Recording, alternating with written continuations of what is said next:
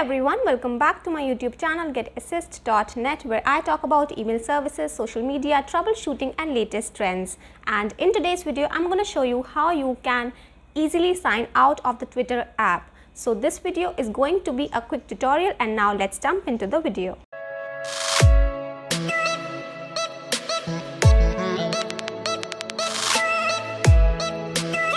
First of all, you have to open the Twitter app. And now you have to tap the profile icon at the top left corner.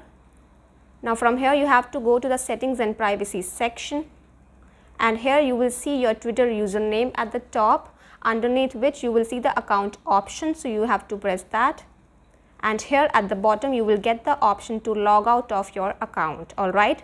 And if you are signed into multiple accounts on Twitter app, you will get the option for each one of your accounts in the same way. You have to select the account first and then you have to press log out.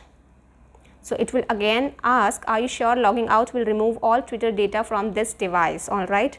So yeah, you have to press OK to simply log out of the Twitter app. So yeah, that was all for this video. For any doubts or queries, you can reach out to the comment section below.